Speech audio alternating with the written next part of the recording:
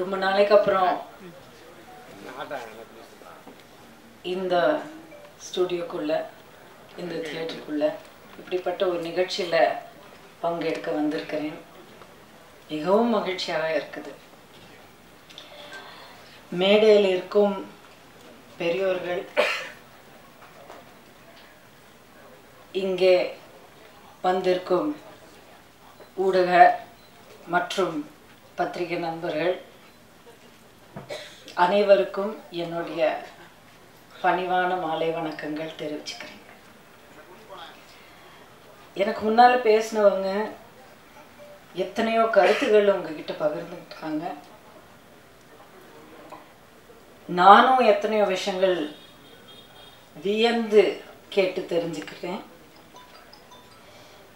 எனக்கு அப்புறமா பேச போகிறவங்க இன்னும் நிறைய விஷயங்கள் உங்ககிட்ட ஷேர் பண்ண போகிறாங்க. ஆனால் எனக்கு நான் இங்கே இருக்கிறதுக்கு மிக முக்கியமான காரணம் என்னன்னா, தேவரையா தமிழகத்தின் தமிழர்களின் மிக முக்கியமான ஒரு வரலாற்று பங்காக மட்டும் இல்லாமல்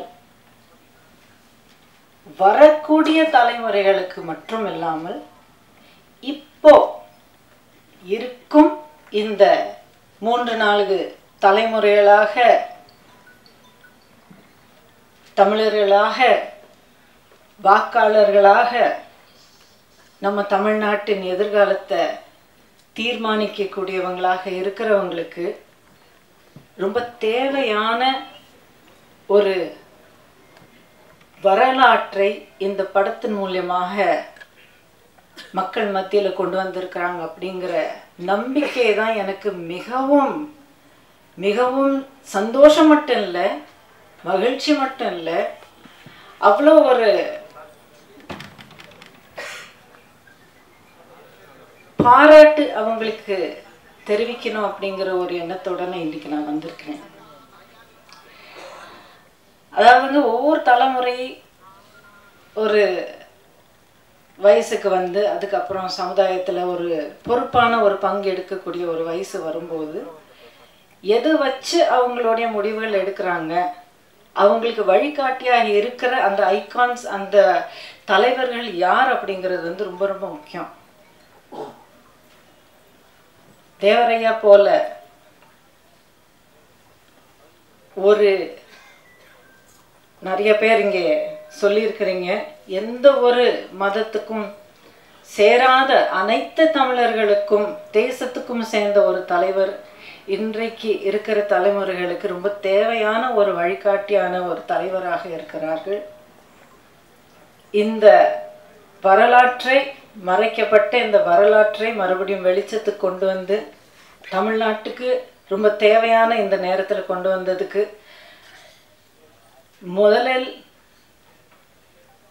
முதல்ல யாருக்கு சொல்லணும்னு தெரியல. ஏன்னா எல்லாருக்கும் அவ்வளோ மிகப்பெரிய பங்கு இருந்திருக்கு.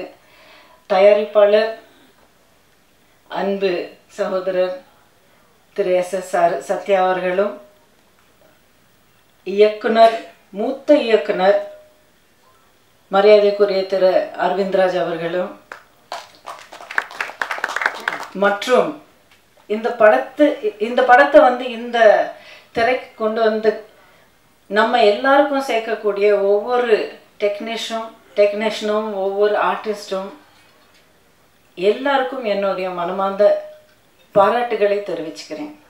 ரொம்ப முக்கியமான ஒருத்தரை நான் விட்டுட்டேன்னு நினைக்கிறீங்களா? முடியவே முடியாது. தேவரையா அவர்களுடைய படத்தை எடுக்கிறாங்கன்னா முதல்ல யாரப்பா இந்த கதாபாத்திரத்தில் நடித்து இந்த மிகப்பெரிய ஒரு அரசியல் சமுதாயம்னா நீங்கள் வந்து தப்பாக எடுத்துக்காதீங்க, நம்ம தமிழ் நாட்டு அத்தனை சமுதாயத்துக்கும் சேர்ந்த இந்த தலைவரை திரைய மேலே நம்ம எல்லாருக்கும் சித்தரிக்க போகிற இந்த கலைஞர் யார் அப்படிங்கிறது நான் ரொம்ப ஆர்வமாக பார்த்துக்கிட்டு இருந்தேன். ஏன்னா இங்கே வர்ற வரைக்கும் யார் நடிச்சிருக்காங்க அப்படிங்கிறது எனக்கு தெரியல. ஆனால் அவர் பார்த்த உடனே, திரு பஷீர் அவர்களை பார்த்த உடனே வியந்து போய் அப்படியே ஒரு 2 நிமிஷம் அப்படியே பார்த்துக்கிட்டே இருந்தேன்.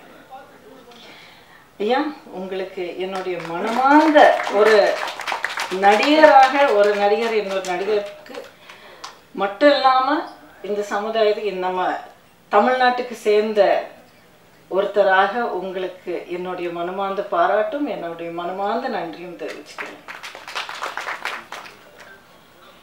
உங்கள் எல்லாருடைய கையில் ஒரு மிகப்பெரிய பொறுப்பு இருக்குங்க. இந்த படத்தை மக்களுக்கு மத்தியில் நீங்கள் கொண்டு போகணும். கான்ட்ரவர்சி அப்படிங்கிறது இப்போ நிறைய விஷயங்களில் ஒரு ஒரு ஆடட் மசாலாவாக இருக்கிற இந்த காலத்தில் ஒரு தனிப்பட்ட ஒரு ருசி கொண்டு வர்றதுக்காக திணிக்கப்பட்ட இந்த காலத்தில் தயவு செய்து தமிழர்களுக்கு, அத்தனை தமிழர்களுக்கும், தமிழ்நாட்டுக்கும் இந்த நேரத்தில் ரொம்ப தேவையான இந்த மாமனிதருடைய கதை அத்தனை மக்கள்கிட்ட கொண்டு போய் சேர்க்குற அந்த மிகப்பெரிய பொறுப்பு உங்கள் கையில் இருக்குது. ஊடக நண்பர்களும் பத்திரிகை நண்பர்களும் அனைவருக்கும் நான் உங்ககிட்ட இந்த மனமார்ந்த வேண்டுகோளை வைக்கிறேன். கண்டிப்பாக நீங்கள் எல்லாரும் இவ்வளோ சைலண்ட்டாக, இவ்வளோ ஒரு ஃபோக்கஸோடு நீங்கள் இவ்வளோ நேரமாக நீங்கள் கேட்டுக்கிட்டு இருக்கீங்க. கண்டிப்பாக நீங்களும் இந்த பயணத்தில் ஒரு மிகப்பெரிய பங்கு எடுப்பீங்க. அந்த பொறுப்பு நீங்கள் எடுப்பீங்க அப்படிங்கிற முழு நம்பிக்கையோட எனக்கு இந்த மேடையில் பேசுகிற இந்த வாய்ப்பு கொடுத்த தம்பி சத்யா அவர்களுக்கு, கோகுலேந்திரா அக்கா சொன்னது போல் இவர் திடீர்னு நேற்றுக்கு சாயங்காலம் ஃபோன் பண்ணார் எனக்கு. அக்கா, நான் சத்யா பேசுகிறேன் காஞ்சிபுரம் அப்படின்னு சொல்லி பேசினார். இதுக்கு முன்னாடி நான் ஒரு தடவை 2 தடவை அவர்கிட்ட பேசியிருக்கேன். இந்த மாதிரி ஒரு படம் எடுத்திருக்கேன், நீங்கள் வரணும் அப்படின்னாரு. சரிங்க, எப்போங்க நிகழ்ச்சி அப்படின்னு கேட்டது. நாளைக்கு சாயங்காலம் 6 மணிக்கு பிரசாதில் நீங்கள் வந்துடணும் அப்படின்னு. முடியாதுன்னு சொல்கிறதுக்கு வாய்ப்பே இல்லை. கண்டிப்பாக நான் வரேன்னு சொன்னேன். இங்கே வந்ததுக்கு ரொம்ப ரொம்ப சந்தோஷமாக இருக்குது. மறுபடியும் எல்லாருக்கும் என்னுடைய மாலை வணக்கங்களும் என்னுடைய மனமார்ந்த நன்றியும் தெரிவிச்சுக்கிறேன். இவருக்கும் என்னுடைய அன்பான, பணிவான, மகிழ்ச்சியான வணக்கத்தை தெரிவித்துக் கொள்கின்றேன்.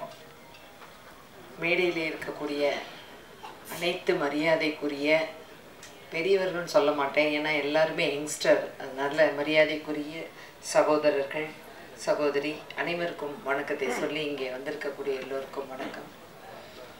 இன்னைக்கு காலையில் சுமார் 12 மணி அப்படி நான் ஒரு நிகழ்ச்சிக்கு போயிட்டு வந்துட்டு இருக்கும்போது என்னோடய வாட்ஸ்அப்பை காரில் செக் பண்ணும்போது சத்யா இந்த இன்விடேஷனை எனக்கு அனுப்பிச்சிருந்தார்.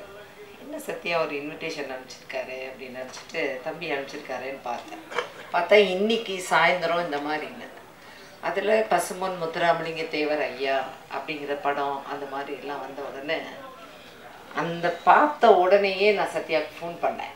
தம்பி, என்ன தம்பி இந்த மாதிரி ஒரு படம் எடுக்கிறேன், நான் சினிமா லைனில் போயிட்டுருக்கேன்னு சொன்னீங்க, ஆனால் இந்த மாதிரி ஒரு நிகழ்ச்சி இருக்குதுன்னு சொல்கிறீங்களே, ரொம்ப சந்தோஷம். நான் அவர்கிட்ட சொன்ன வார்த்தையை தான் சொல்கிறேன். நான் ராமநாதபுரத்துக்காரி, நான் பிறந்தது ராமநாதபுரம். ஐயா பொதுவானவர், எல்லோருக்கும் சொந்தமானவர், எங்கள் எல்லாருடைய உணர்விலும் ரத்தத்துலேயும். அடிக்கடி ஐயாவுடைய அந்த குரு பூஜைக்கு நாங்கள் போயிருக்கோம், சரித்திரங்கள் படிச்சிருக்கோம். அதனால் என்னை அறியாமல் தான் நான் கண்டிப்பாக வருவேன் தம்பி. இது நானும் நீங்கள் நினைக்கிற மாதிரி ஒரு சமுதாய தலைவர் கிடையாது ஐயா, ரொம்ப பொதுவானவர் அப்படின்னு நானே வாலண்டியராக தான் சொன்னேன். அக்கா, நீங்கள் வந்தீங்கன்னா எனக்கு சந்தோஷம், எங்கே இருக்கீங்கன்னு எனக்கு தெரியல. சத்யாவை பற்றி நான் சொல்லணும், ஏன்னா அரசியலில் நாங்கள் எல்லாருமே ஒரே கட்சியில், நானும் சத்யாவும் ஒரே கட்சியில் அனைத்து இந்திய அண்ணா திராவிட முன்னேற்ற கழகத்தில் பயணம் செய்யக்கூடியவர்கள். நான் காஞ்சிபுரம் மாவட்டத்துக்கு இன்சார்ஜ், அதனால் நான் அடிக்கடி சத்யாவை பல்வேறு நிகழ்ச்சிகளில் பார்ப்பேன். ஒரு வருஷத்துக்கு முன்னாடி ஒரு நிகழ்ச்சியில் நான் மாவட்ட செயலாளர் அண்ணன் சோமசுந்தரம் சத்யாலாம் நின்றுட்டு இருக்கும்போது, என்ன தம்பி உன்னை பார்க்கவே முடியலையே அப்படின்னு கேட்டேன். அப்போ அவர் சொன்னார், மாவட்ட செயலாளர், அக்கா இப்போ அவர் தனி லைன் எடுத்துட்டாரு, சினிமா அந்த தயாரிப்புகளில் உள்ளே போயிட்டாரு. நான் உடனே சொன்னேன், தம்பி எனக்கும் ஒரு ரிலாக்ஸேஷன் வேணும், ஒரு அத்தை சித்தி பாட்டி என்னமோ ஒரு ரோல் எனக்கு கொடு. நான் கேட்டேன் அவர்கிட்ட, அவர் நல்லா ஞாபகம் இருக்கும், நான் கேட்டேன். அதனால எங்களுக்கும் ஒரு ரிலாக்ஸேஷன் வேணும் தம்பி, சும்மா சாதாரணமாக ஏதாவது ஒரு ரோல் கொடு அப்படின்னு. இப்போ நான் வந்து சண்டையாக கேட்குறேன், ஒரு சின்ன ஒரு ரோலாவது ஐயாவோட இதில் ஏதோ ஒரு பெண்கள் சம்மந்தப்பட்டதில் நான் இன்னும் பார்க்கல. என்னை சண்டே கூப்பிட்ருக்காரு இந்த படத்தை பார்க்குறதுக்கு. அதனால் இன்னைக்கு வந்தது அப்படிங்கிறது நான் உரிமை எடுத்து, நான் மேடைக்கே வரமாட்டேன்னு சொன்னேன். கீழே உட்காந்து நான் உட்காந்து இதை ரசித்து இந்த நிகழ்ச்சியை பார்க்கணுன்னு தான்ப்பா வந்தேன், மேடையில் என்னை உட்கார வைக்காத அப்படின்னு. இல்லைக்கா நீங்கள் வாங்க அப்படின்னு சொல்லி, தம்பி அப்படிங்கிறதுனால தான் நான் மேடைக்கு வந்தேன். எல்லாரையும் பேசக்கூடிய விஷயங்களை நான் திருப்பி பேச விரும்பலை. உணர்வோடு அந்த மாவட்டத்தை சேர்ந்த அப்படிங்கிறதுல, அந்த மாவட்டத்தில் எல்லாருமே பசும்பொன் முத்துராமலிங்க தேவர் ஐயா அப்படின்னா மனசில் வரக்கூடிய ஒரே வார்த்தை என்னன்னா, அவர் வந்து ஒரு தெய்வீக ஒரு தலைவர், தெய்வீகமும் சேர்ந்த ஒரு தலைவர். இந்த இடத்துல ஒரே ஒரு அரசியல் நிகழ்வு நான் சொல்ல கடமைப்பட்டிருக்கேன். 2011-16 நான் அமைச்சராக இருக்கும் பொழுது சுற்றுலாத்துறைக்கு அமைச்சராக இருந்தேன். ஒரு 2 years அந்த துறையில் இருக்கும் பொழுது எனக்கு ஏதோ ஒரு தோணிகிட்டே இருந்தது. அம்மா எல்லா நிகழ்ச்சிக்கும் எல்லா வருடங்களும் போகும் பொழுது போயிட்டு நான் வரும்போது அன்றைக்கு எப்போவுமே சாயந்தரம் ஒரு நிகழ்ச்சி, அரசு நிகழ்ச்சி நடக்கும். இப்போ தம்பி உதயகுமார் நாங்கள் எல்லாரும் அந்த நிகழ்ச்சியில் இருக்கும் பொழுது, அந்த கமிட்டி அந்த இதில் இருக்கும் பொழுது, இந்த பசும்பொன் ஐயாவுடைய இந்த நினைவு இந்த இடத்துக்கு பக்கத்தில் அரசு சார்பாக இன்னும் என்ன தேவை அப்படின்னு கேட்டேன். அப்போ ஒரு சமுதாய கூடம் அரசு நிதி ஒதுக்கீடு பண்ணி அது வரும்பொழுது தங்குறதுக்கு சாப்பாடு செய்கிறதுக்கு, இந்த ஒரு நிகழ்ச்சி அரசு நாடகத்தையே நடத்துறதுக்கு ஒரு சமுதாய கூடம் அரசு சார்பாக வேண்டும் சொன்ன உடனேயே, அன்றைக்கு தேவரையாவை நாங்கள் நேரடியாக பார்த்ததில்லை. அவர் சொன்னார், எங்கள் தாத்தா அப்பா கூட இருந்தாங்கங்கிறதெல்லாம் எங்களுக்கு தெரியாது. அந்த ஊரை சேர்ந்தவர்கள் அன்றைக்கு மாண்புமிகு அம்மா அவர்களுடைய நல்லாசியோடு நிதி ஒதுக்கீடு செய்யப்பட்டு அடுத்த ஆண்டு குரு பூஜைக்கு போவதற்கு முன்பாகவே அந்த சமுதாய கூடத்தை அரசு சுற்றுலாத்துறை மூலமாக கட்டி கொடுப்பதற்கு ஒரு தூண்டுகோலாக நான் இருந்தேன் என்பதை பெருமையோடு இந்த இடத்திலே சொல்லிக்கொள்ள கடமைப்பட்டிருக்கின்றேன். வீடியோ கான்ஃபரன்சிங்கில் அம்மா அதை திறக்கும் பொழுது மிகுந்த மகிழ்ச்சியாக இருந்தது. ஆகவே உலகம் போற்றும் பார் போற்றும் நாம் பெருமைப்பட வைக்கக்கூடிய அளவிலே இருக்கக்கூடிய ஒரு பெரிய வரலாற்று தலைவர் என்பது பசும்பொன் முத்துராமலிங்க தேவர் ஐயா. இந்த நிகழ்ச்சியில் கலந்து கொள்வதில் நான் பெருமை அடைகின்றேன். அதே போல் எல்லாருமே பஷீர் அவங்கள பற்றி சொன்னாங்க. உண்மையிலேயே உங்களை பார்க்கும் பொழுது பசும்பொன் முத்துராமலிங்க தேவர் ஐயா அவர்கள் அப்படின்னு நான் அடிக்கடி முன்னாடி திருச்சுழி போவேன். அப்போ அந்த சிவன் கோயிலில் சொல்லுவாங்க, இங்கே தான் இருப்பார் ஐயா, இந்த மயில் இங்கே தான் இருக்கணும். ஏன்னா வரலாறுகளை நீங்கள் தெரிஞ்சிருக்கீங்க. நான் நிறைய அந்த கோயில்களுக்கெல்லாம் போயிருக்கேன். அப்போது இந்த மாதிரிலாம் இருக்கக்கூடிய இடங்களை பார்த்துருக்கோன்னு சொல்லும் பொழுது, ஒரு தெய்வீக தலைவராக இருந்து பெரிய ஒரு மாபெரும் தலைவராக இருந்த ஐயா அவர்களுடைய இந்த படத்தை எல்லாரும் பார்க்க போகிறோம், எல்லாரும் பார்ப்போம். அதே போல் அவர் சுரேஷ் சகோதரர் சொன்னது போல், ஒரு ராமநாதபுரத்துக்காரங்க எந்த ஜாதியாக இருந்தாலும் பரவாயில்ல, ஒரு ராமநாதபுரத்துக்காரங்க எடுத்திருந்தா இன்னும் பெருமையாக இருந்திருக்குங்கிற ஏக்கம் எனக்கு இருக்கின்றது. இன்னும் பரவாயில்ல, நிறைய சிடிஸ் எடுக்கலாம், இன்னும் எத்தனையோ தொடர்புகள் இருக்கலாம், 2ஆம் பாகம்னு எடுக்கலாம், 3ஆவது பாகம்னு எடுக்கலாம். நிச்சயமாக யார் எடுத்தாலும் என்ன மாதிரி ஆள்களுக்கு ஒரு நடிக்கிறதுக்கு ஒரு வாய்ப்பு கொடுக்கும்படி கேட்டுக்கொள்கிறேன். வணக்கம். அண்ணன் உதயகுமார் சொன்னது போல் 2வது நிகழ்வு நடந்துட்டு இருக்கிறதுனால விரிவாகவும் பேச முடியாது, எல்லாத்தையும் பேர் சொல்லியும் வரவேற்க முடியாது. எனவே மேடையில் அமர்ந்திருக்கும் திரை ஆளுமைகள், அரசியல் ஆளுமைகள், சமூக சிந்தனையின் உச்சத்தில் இருக்கின்ற ஆளுமைகள் அனைவருக்கும், எதிரிடம் வந்துட்டு இருக்கின்ற பத்திரிகையாளர்கள், திரையுலக ஊடக நண்பர்களுக்கும் என்னுடைய முதற்க நன்றிகளையும் வாழ்த்துக்களையும் தெரிவித்துக் கொள்வதோடு, இந்த படம் தொடங்கப்பட்ட காலம் என்பதை ஏற்கனவே அண்ணன் தானு அவர்கள் சொன்னது போல, அண்ணன் ஆர்வி உதயகுமார் சொன்னது போல, ஒரு நீண்ட நெடிய ஒரு போராட்டத்தோடு தொடங்கப்பட்டது. இப்படி ஒரு படம் பண்ண போறோம்னு சொன்ன உடனே முதல்ல ஒரு பாட்டு எடுக்கணும், அந்த பாட்டு எழுதணும்னு முடிவெடுத்து 3வது நாள் வந்து தேவர் ஜெயந்தி வருது. அந்த 3 நாள்ல முதல்ல ஒரு பாட்டை டியூன் போட்டு எழுதி அதை மிக்ஸ் பண்ணி கொண்டு வந்து அந்த தேவர் ஜெயந்திக்கு வெளியிடணும்னு சொல்லிட்டு அன்றைக்கு அந்த ஒரு அந்த எழுத்து எழுதும் பொழுது முதல் வாய்ப்பு கிடைத்த எனக்கு ஒரு மிகப்பெரிய ஒரு மகிழ்ச்சி. அந்த முதல் புள்ளியில் நானும் ஒரு ஓரத்தில் இருந்திருக்கிறேன் என்று அதற்கு இயக்குனர் அன்பு அண்ணன் அரவிந்தராஜ் அவர்களுக்குத்தான் நான் நன்றி சொல்லணும். அதுக்கப்புறம் எல்லாரும் பாராட்டப்பட்ட பசீர் அண்ணன், அவரை பார்த்தீங்கன்னா அன்னையிலேருந்து சத்தம் மட்டும் கூட பேச மாட்டேங்கிறார். அந்த என்னைக்கு வந்து அந்த பாத்திரத்தை ஏற்றுக்கொள்ள ஆரம்பித்தாரோ அந்த காலகட்டத்திலேருந்து அப்படியே மாறுனது தான். அதான் எதுவாக நினைக்கிறாயோ அதுவாகவே ஆகிவிடுவாய் என்று விவேகானந்தர் சொன்னது போல தன்னை அதற்காகவே அர்ப்பணித்து கொண்ட ஒரு மகா கலைஞனாக இன்றைக்கு பசீர் அவர்கள் இந்த திரைப்படத்தில் ஒரு மிகப்பெரிய ஆளுமையோடு இருக்கிறார். இதுக்கெல்லாம் ஒரு பெரிய முத்தாய்ப்பாக வந்து இன்றைக்கு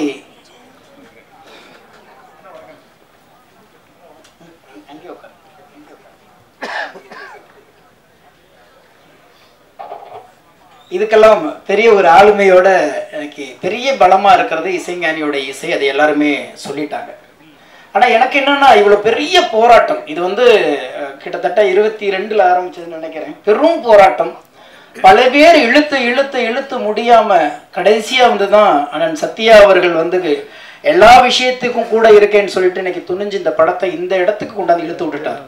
எப்பவுமே ஊர் கூடி தேர் இழுத்தால் அப்படிங்கிற ஒரு வார்த்தையே சந்திலையோ அல்லது எங்கேயோ ஒரு முக்குலையோ அல்லது எங்கேயோ ஓரப்புறத்துலையோ இருக்கிற தேரை இழுத்து தெருவில் விட்டுட்டுன்னு வச்சுங்களேன், அது நிறைய பேர் தொந்தரவா இருக்குன்னு இழுப்பாங்க, இழுத்து பார்க்கலாமே இழுப்பாங்க, ஓடுமானு இழுப்பாங்க. அப்படி அதுதான் வந்து தேரை இழுத்து திருவிழாவது தப்பான ஒரு பழமொழியெல்லாம் இல்லை. அப்படி இந்த மிகப்பெரிய தேவர் மகமான அந்த தேவர் பெருமானுடைய தேரை கொண்டு வந்து இந்த அரங்கத்து வரைக்கும் கொண்டாந்து விட்டுட்டாங்க இந்த குழு. இன்னமே அதை இழுத்து கொண்டு போய் சமூகத்துக்கு சேர்க்க வேண்டியதும் அனைத்து சமூகத்துக்கும் சேர்க்க வேண்டியது அனைத்து சமூகத்தினுடைய பொறுப்பாக நான் நினைக்கிறேன். அதாவது எனக்கு ஒரு பயம் என்ன இருந்துச்சுன்னா, சினிமா தோன்றிய காலத்திலிருந்து ஜாதியை பற்றி மதத்தை பற்றி திரையுலகங்கள் பேசிக்கொண்டே இருக்கிறது. கடந்த ஒரு 10 ஆண்டுகளுக்கு முன்பு சினிமாவில் ஜாதியும் மதமும் பேசப்பட்டதுக்கு காரணம் வேண்டாம் என்பதற்காக பேசப்பட்டது. ஆனால் சமீபத்தில் கொண்டாடும் விதமாக பேசப்படும் போது இந்த காலகட்டத்தில் தேவர் பெருமானுடைய படம் வருகிறது என்ற ஒரு பயம் இருந்தது. ஏனென்றால் அவ்வளவு இலகுவாக இதை எடுத்துவிட முடியாது. ஆகாயத்தை மடித்து அரைக்கால் சட்டை பைக்குள் வைக்கிற ஒரு நுண்ணிய அறிவு இருந்தால் மட்டும்தான் தேவரை படம் பிடிக்க முடியும். அவ்வளவு பெரிய அகண்ட வரலாறு. ஏன்னா தேவரை பற்றி பேச வேண்டும் என்றால் சுபாஷ் சந்திர போஸை பற்றி பேச வேண்டியிருக்கிறது, தேசியத்தை பற்றி பேச வேண்டியிருக்கிறது, காமராஜரை பற்றி பேச வேண்டியிருக்கிறது, சுதந்திர போராட்டத்தை பற்றி பேச வேண்டியிருக்கிறது, மக்களின் எழுச்சியை பற்றி பேச வேண்டியிருக்கிறது, முக்குழுத்தம் அடிமைகளை பற்றி பேச வேண்டியிருக்கிறது. இவ்வளவு வரலாறுகளை வெறும் 2 மணி நேரத்தில் சுருக்கிட முடியுமா? இதையெல்லாம் வந்து ஒரு வெப் சீரியஸா ஒரு 10-15 பாகங்கள் எடுக்க வேண்டியிருக்கிறது. ஆனால் இதுல என்ன ஒரே ஒரு நம்பிக்கை, எங்கேயும் தவறு செய்து விட மாட்டார்கள் என்ற ஒரு நம்பிக்கை ஐயா தவமணியை பார்க்கும்போது வந்தது. ஏன்னா அவர் வந்து இப்ப கூட ஒரு சின்ன வார்த்தை பிறண்ட உடனே இல்ல அது தவறு அப்படின்னு சொன்னார். அந்த மாதிரி பக்கத்துல வச்சு நுணுக்கமா பார்த்து ரொம்ப குறுக செய்திருக்கிறார்கள், பெருக படித்து குறுக செய்திருக்கிறார்கள். எனவே இந்த படம் எல்லாரும் முன்மொழிந்தது போல மத நல்லிணக்கத்தை பேசினால்தான் அது தேவருடைய படமே தவிர மதத்தை பேசுவதும் ஜாதியை பேசுவதும் அல்ல. அண்ணன் பேரரசு சொன்னது போல ஒரே மனிதன் சிறந்த தலைவனாக, சிறந்த ஆன்மீகவாதியாக, சிறந்த மனிதனாக, சிறந்த வீரனாக, சிறந்த மனிதநேயம் உள்ள அறமோட்டோடு ஒழுக்கத்தோடு வாழ்கிற மனிதனாக ஒரே மனிதன் வாழ முடியும் என்றால் அது தேவரை தவிர எவனால முடியாது. அப்பேற்பட்ட ஒரு வாழ்க்கையை வாழ்ந்து விட்டு போயிருக்கிறார். அதனாலதான் இன்றைக்கு வந்து அனைத்து எனக்கு என்னன்னா பெரிய வருத்தமே, இந்த தேவருங்கிற வார்த்தை அவருக்கு போடாமலே இருந்துதான் உலக தலைவராக கொண்டாடப்பட்டு இருப்பார். அந்த ஒரு வார்த்தையில 1000 விமர்சனங்களை உள்ளடக்கி அந்த மனிதனை ஆகாயம் போல் அண்ணாந்து பார்க்க வேண்டிய மனிதனை குனிந்து பார்க்கிற தூரத்துக்கு நம்ம தள்ளிவிட்டோம் என்ற ஒரு மிகப்பெரிய ஏக்கம் இருக்கிறது. அந்த ஏக்கத்தை இந்த படம் போக்கியிருக்கும் என்று நம்புகிறேன். ஏனென்றால் ஒவ்வொரு காலகட்டத்திலும் அண்ணன் பேரரசு சொன்னது போல எல்லா படத்தையும் சாதாரணமா எடுத்துடலாம். ஒரு காமெடி படம், காதல் படம், ஒரு சண்டை படம், ஒரு நகைச்சுவை படத்தை எடுத்து முடிச்சிடலாம். ஆனால் வரலாறுகளை எழுதுவது என்பது அவ்வளவு இலகுவானது அல்ல. காரணம், எல்லா வரலாறும் எழுதப்படுகிற காலத்தையும் எழுதப்படுகிற மனநிலையும் பொறுத்துதான் உண்மை இருக்குமே தவிர வரலாறாக எழுதுனதாக உலக வரலாறு இதுவரைக்கும் இல்லை. காரணம், ஒருத்தருடைய மனநிலை தான் எவ்வளவு சதவீதம் உண்மை, எவ்வளவு சதவீதம் கற்பனைங்கிறதை அந்த காலமும் களமும் மனநிலையும் நிர்ணயிக்கிறது. எனவே நல்ல வேளை எல்லா தேவர்களும் சேர்ந்து தேவர் பெருமானுடைய படம் எடுக்கலை என்பதில் எனக்கு மகிழ்ச்சி. காரணம், அதை கொண்டாடுகிற விதமாக ஏதோ ஒன்று சொல்ல போய் இன்னும் கெட்ட பேர் வந்து இன்னும் அவரை புறந்தள்ளுகிற தலைவராக ஒதுக்காமல் மனித குலத்துக்கான ஒரு தலைவனாக இருந்திருக்கிறார். மிகப்பெரிய மாமேதையாக விழுந்திருக்கிறார். ஒரு ஆன்மீகவாதியாக இருந்திருக்கிறார். சித்தராக வாழ்ந்திருக்கிறார். அப்படி என்றால் என்ன சொல்றது போன, இனி தலைவனாக வேண்டும் என்றால் இந்த தலைவரின் வரலாறை படித்தால் வரும் தலைமுறைகள் எப்படி ஒரு தலைமைத்துவம் இருக்க வேண்டும், எப்படி மக்களை அணுக வேண்டும், எப்படி நாட்டை நேசிக்க வேண்டும், எப்படி ஆன்மீகத்தை ஒழுக்கத்தோடு கடைபிடிக்க வேண்டும் என்பதை நிச்சயமாக இவருடைய வரலாறு சொல்லும். அதில் கொஞ்சமாவது இதில் சொல்லியிருப்பார்கள் என்ற நம்பிக்கையோடு விடைபெறுகிறேன். நன்றி, வணக்கம். இவங்களுக்கே சப்போர்ட் பண்ணி கூட இருந்திருக்கலாம்ல. நான் படம் பார்த்துட்டு வந்து அங்கேயே ஓப்பனா சொன்னேன், எடுக்கணும். அவரோட வளர வரும் மீசை மாத்திரம் முறுக்குனா பத்தாது, நான் போடுறேன். அது மாதிரி எல்லாரும் சேர்ந்து போடுங்க. போட்டு இந்த மாதிரி முக்குளத்தூர் மட்டும் இல்ல, எல்லா சமூகத்தினரும் அதுல சிறந்த தலைவரை வந்து அவங்க படைப்பை வந்து சும்மா சொல்லிக்கிட்டா பத்தாது, எடுத்து பண்ணணும், வரலாற சொல்லணும். அதுக்கு சொல்றதுக்கு எல்லாரும் கூட நிக்கணும். அவங்க மேலதான் எனக்கு கோவம். இவங்க எடுத்தது வந்து உண்மையிலே பாராட்டுறேன். இவங்களுக்கு வந்து எல்லாரும் முழு ஆதரவு கொடுக்கணும்னு நான் சொல்லிக்கிறேன். இனிய நாள் இது. மேடையில் வீட்டிற்கும் மேன்மை தங்கியவர்களே, விழாவில் பங்கு கொள்ள வந்திருக்கும் நண்பர்களே, ஊடக நண்பர்களே, பத்திரிகை சகோதரர்களே, உங்கள் அனைவருக்கும் பணிவான மாலை தமிழ் வணக்கத்தை மகிழ்வோடு தெரிவித்துக் கொள்கின்றேன். பேச வேண்டியவற்றெல்லாம் காலையிலேயே இளையராஜா முன்னிலையில் நான் பேசிட்டேன். இருப்பினும் இப்போ நான் சொல்ல வேண்டியது என்னென்னா, மிக சிறப்பான முறையில் பஷீர் அவர்கள் தேவரையாவாகவே வாழ்ந்திருக்கிறார். அவருடைய அத்தனை அசைவுகளும் நடை, உடை, பாவனை, தோற்றம், கட்டியம் கூறுற மாதிரி ஆழ்கடல் எண்ணம், அடலேற்று வலிமை, ஏழுகடல் எண்ணம், அதை நடிப்பில் வளைத்த கலைஞர் பஷீர் வாழ்க வாழ்க. உங்களுக்கு இனி அவருடைய பெயரை காப்பாற்றுவதற்காகவே உங்களை நீங்கள் தியாகம் பண்ணிக்கொள்ள வேண்டும் தான் சொல்லுவேன். ஊமை வழிகள் வந்து எப்படி ஒரு திரையில் ஒரு திருப்புமுனை தந்த அரவிந்தராஜ் இன்று இந்த படத்தை எடுத்த விதம் என்னை மெய்சிலிருக்க வைத்தது. தயாரிப்பாளர் SSR சத்யா அவர்கள்கிட்டே நான் வந்து பல முறை சொல்லி மகிழ்ந்திருக்கிறேன். ட்ரெய்லர் பார்த்ததுலேருந்து மின்னல் மாதிரி போகுதுப்பா, நல்ல மேக்கிங், எல்லாருமே நல்ல பேருக்கு ஸ்டார் காஸ்ட் போட்டிருக்கீங்க. இவ்வளோ செலவு பண்ணி எடுக்கக்கூடிய ஒரு இவ்வளோ பெரிய எடுத்துருக்குறீங்க. ஆனால் ஒரு பட்ஜெட்டில் நீங்கள் எடுத்துருக்கிறது அது காரணம் இயக்குனர் அரவிந்தராஜுடைய சிறப்பை தான். அப்படிப்பட்ட ஒரு சூழலில் இளையராஜாவுடைய இசை பற்றி சொல்ல வேண்டியதே இல்லை. தொட்டனைத்தோறும் இசையொற்றை பற்றி ஒரு பெரிய சர்ச்சையே உண்டாயிடுச்சு. ஆனால் அது வந்து ஆரோக்கியமான ஒரு சர்ச்சைட்டு தான் சொல்லுவேன். அவரை நாங்கள் உச்சி முகந்து புகழும் பொழுது அதற்கு அவர் தன்னை அதாவது தன்னையே இறைக்க அந்த மாதிரிலாம் இல்லைன்னு சொல்லக்கூடிய அந்த வாகு வந்து அது யாருக்கும் வராது. உலகத்தில் மிக சிறப்பான ஒரு இடத்தை பகிர்ந்தவர். அப்படிப்பட்டவரை பாராளுமன்றத்திலேயே ஒரு அரை மணி நேரம் வைகோ வச்சு பேச வச்ச பெருமை எனக்கு தான் உண்டு. அப்படிப்பட்ட சூழலையும் நான் இன்று காலை அவரிடம் பகிர்ந்தேன். இந்த படம் மிகப்பெரிய, அதாவது மத நல்லிணக்கத்தையும் சமதர்ம சமுதாயத்தையும் உருவாக்கக்கூடிய ஒரு படமாக அமைந்து மாபெரும் வெற்றி தரும் என்று சொல்லி வாய்ப்புக்கு நன்றி தெரிவித்து விடுகிறேன். நன்றி, வணக்கம்.